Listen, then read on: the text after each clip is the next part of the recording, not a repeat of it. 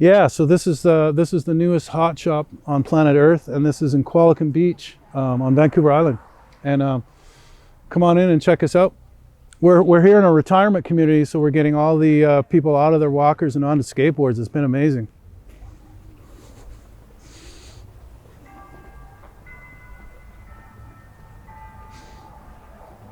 Another really nice feature in this community is that if you are retired and elderly, that big thing there on the clock, every 30 minutes, it reminds you that another 30 minutes of your life has passed by and you're that much closer to death. So that's handy for the retired people. Hello, nerds. You're here at the Qualicum Beach Pop Culture Museum, which is a part of the Skull Skates PD's Hot Shop empire. And I'm PD, and this is kind of the stuff that I'm into. I like snowboards, even though you may be aware or not that I kind of think they're like a cheap version of skateboarding. Well, right out of the gate, I'd like to just diss snowboarding, but also say that I really love it, you know, even though you're essentially cheating. I mean, it's a bit like rollerblading, right? You hop up and you're attached. How hard can that be? You know what I mean? You might as well play a video game, really. Or you could go up in the mountain. Anyway, we're here to show you some of our old boards. Probably nobody gives a shit about this. I know I barely do, but anyway, here we are. When we started making snowboards, I don't know why, this is kind of stupid. We didn't think that it should be called Skull Skates. We thought it should be called Crystal Ocean, right? That was the name we came up with. And kind of obviously, in the early days, we were really thinking more of surfing on snow. It was not so much skateboarding. And so anyway, that was the idea of where Crystal Ocean came from. This is one of our first production boards. We only made 2 boards this season. This was in 1983. And so these are from panels. Any of the collector nerds would probably know that this, if you look at very, very early barfoot boards, they're going to have these kind of channels. And the reason is that these were blanks. They were essentially barfoot blanks that we sort of bought and just shaped ourselves. So came up with the shape. Swallowtail we thought made sense. I'm not really sure why now, but we just did. At the time, we thought that this was a pretty advanced binding design because the way it works is that there's 2 rubber straps. There's the decking that you stand on, but you sort of stuff your foot into the first wider rubber bit, and then you pull this up high and it cinches on top, and you're actually attached pretty good.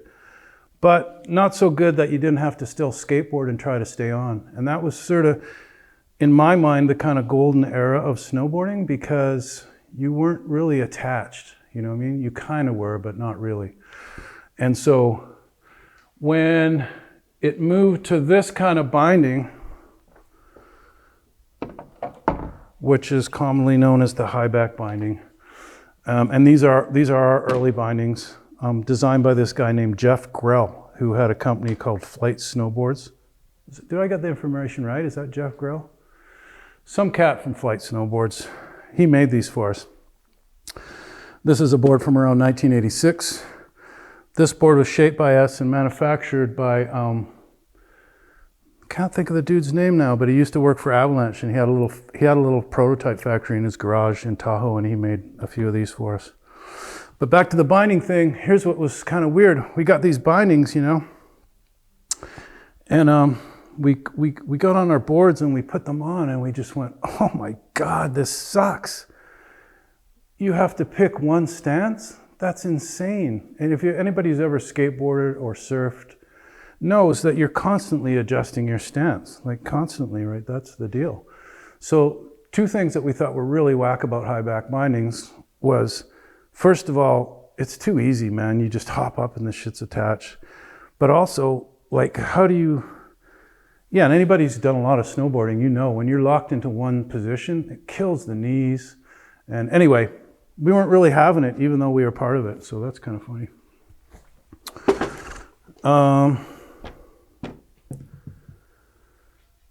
This board's kind of interesting. It's actually an avalanche kick designed by Damien and Chris Sanders. And people might be familiar with the board. Basically, it was the same shape as this, made in Austria, but instead of avalanche graphics, they were kind enough to produce some for us using our graphic. And snowboard graphics were kind of whack at the time because they just were taking their cue from kind of skiing and like sporty shit. I don't even know, outdoor enthusiast style. It just didn't, it hadn't found its, we were coming from skateboarding, so we just thought you make black boards and you put skeletons on them, like that's kind of a natural. So this sort of had a little bit of impact around 1988, I think is when it came out.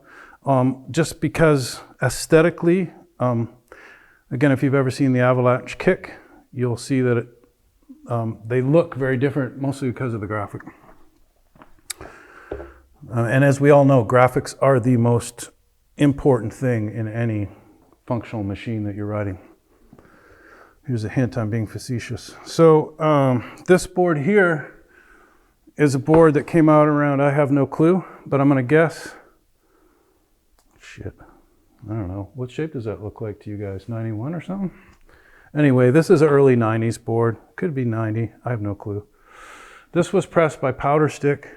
Anybody knows who Powder Stick was? Powder Stick was based out of Calgary. They moved to Vancouver. They became Neverboard. Never, I believe, morphed into Option. And I could be just making all this shit up, so you better Google it to make sure. I don't know, I like the shape of this board. And then if you look at this board, it's kind of, the Mutant is this character we've been messing with since forever. Since I was drawing this guy on walls in my punk rock era in the 70s. And he's kind of like the Mutant version of the skeleton. So he's gone from death to fully mutated. This here is an interesting board. According to what we see here on the graphic, it says 1993, so I'm guessing that's when we made it. Unofficially, it's, anybody who knows who Sluggo is, Sluggo is a pro skateboarder, longtime pro skateboarder, famously known for doing a backflip on vert, which basically no one's even stepped to yet, and it's been like, I don't know, how long's it been? You guys know, 12 years or something? It's been a long time. Most of the time in skateboarding, a trick gets invented, everybody learns it, unless it's just too insane, and that sort of happened with Sluggo's backflip. Anyway, he was also a snowboarder, but he was not. There was a time in the early 90s, there were some snowboarders kind of jumping, or skateboarders kind of jumping on snowboards and then kind of becoming pros, but they probably didn't really deserve it. And so Sluggo was sort of hesitant. He was like, I'm not good enough to be a pro snowboarder, but I'd like to be involved in designing the shape. So unofficially, this is sort of Sluggo's model. He and I shaped it together. The concept was that at the time, people were taking free riding boards, which are longer and kind of had pointy noses and shit, more like this kind of stuff, I guess. And kids were just hacking them off, chopping them off with jigsaws, T-nutting them, making the stances way wide so that their nuts were basically hitting the board, making the boards pretty unfunctional for anything other than jibbing, which, I don't know.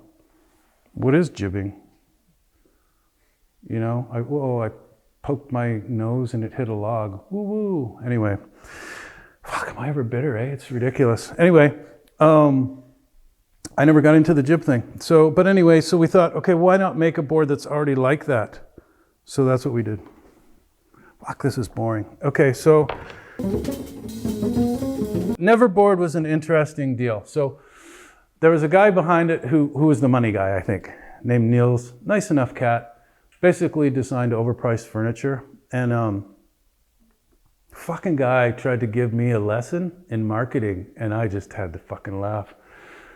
Neverboards were like earth tone, like fuck, he'd worked so hard getting the right color brown. Who the fuck makes a brown snowboard to begin with? Anyway, fuck, we've got this chestnut. It's not chestnut, it's shit brown. Anyway, get to the point. Nils kind of told me that I was fucking up, that skateboard type graphics do not fit the Alpine, right? So more like washed doofus designer graphics, I think is what he was inferring, were like better. What was really funny about that, well, we ignored him, of course, and continued making kick-ass graphics, right? Because we all know that the most functional machine on the fucking planet, if it looks like shit, nobody wants it. That's just the way it is. I didn't make up the fucking rules. It's Somebody did though, and we gotta fucking live by them. So get to the point, Nils gave me some fucking shit advice telling me I'm doing it wrong. That just made me do it more. Then we just went crazier. It's like, okay, well, you think that's fucked up? You don't even know what we got. The funny part about, dude, I don't hate him. He's a nice enough fellow. He was just not in his element, right? And you go forward a couple years down the line, what did all the fucking Neverboards graphics look like? They weren't chestnut fucking brown anymore. They were fucking this kind of shit. This is a 167 Fiend. This is a very significant board in my opinion, because I think that this rider, Evan Fiend, anybody who knows who Evan Fiend is, if you don't, you need to school yourself like immediately, because this guy is the man. So Evan Fiend is an incredible innovator in snowboarding, and Evan Fiend will never tell you how rad he is, because you will not know it, because he'll be off on his own doing some fucking 6-hour hike to do a 20-minute descent with nobody anywhere near him and shredding. So we were lucky enough to collaborate with Evan. He came up with his shape, was a 167, and that's definitely one of my favorite boards. Would never ride anything that big myself personally, but I think it's a really great board, and it was an awesome opportunity for us. As we keep kind of moving this direction, we're still, I guess this stuff's all kind of 90s, and this board was a nice board. This is one of my favorites. This is what I rode. This is what I ride. I mean, this board to me is sort of the ultimate all-mountain board, right? Like some people like a quiver, they want a freestyle board, and they want a DH board, and they want all this stuff. To me, I want one board that does everything. So that's what this board is. And it's 26 and 30, which at the time was considered pretty wide. Most snowboards, what were they? 24.5 or 25, and anyway, they were narrower. So we went fat because the thinking was fat's going to be stable, fat's going to float better, and enable you to ride a smaller board but still get that the surface area for flotation. And also, this board is designed to be pretty stiff. It's pretty stiff, right? So it's short enough. What did we call this? A 52? I think it's a 52 or a 53, whatever it was. It's short enough that in the air it's quite maneuverable, but because it's like got a long surface contact and very sort of short kicks, that combination of the width, the stiff flex, and the long surface contact makes it so that you could take this snowboard and just fly down corduroy or ice for that matter, if you're capable of riding ice. No problem, dude. You're not going to get any flippy flappy buck you off. It's just going to be right with you and solid as shit. And so this board did really well for us because I think it was unique at the time. Most people were really going heavily into it's a freestyle board or a free ride board, and our thought was, well, why wouldn't you have one board that you could just do everything on, you know? That brings us up to our current day collaboration that we're offering with Endeavor. And what I love about this board is it's essentially combining a couple of my favorite boards into one. So really, if you look at these two boards, what we've done is we've gone ahead and reproduced this original board shape. We've matched the flex pattern, the camber, the kick angles, the surface contact. Everything is just as it was initially. There's a little bit of adjustment here with the more contemporary mounts. I love that Endeavor is doing this urethane sidewall, which is such a big improvement over the ABS. The ABS basically kept your wood from getting exposed to, you know, the weather, but it was pretty brittle, so it was easy to crack or break or blow out an ABS sidewall. And this idea of doing a polyurethane sidewall, I also love that it says 95A, which is so cool. Nice sort of nod to skateboarding there. If anybody's just that clueless, 95A is a density, and it's usually used to read the density of skateboard wheels. So what this board is it's combining two different eras in snowboarding into one. And so what we did is we took this graphic that originally had some nice little impact when we released it in '88. We kind of put it together with this this shape, which in my opinion is probably the most functional snowboard we have ever made, I guess. And then these two boards fucked, and then they gave birth to this board right here. But what's really cool is that essentially it was like these two boards were fucking, and then Endeavor was kind of standing watching. And then that's what ended up happening, because what we're doing is we're combining these two ideas, but we're also doing it with Endeavor's manufacturing, and so that everything is completely, what is the year? 2024. Yeah, so it's completely up to date as far as how it's made.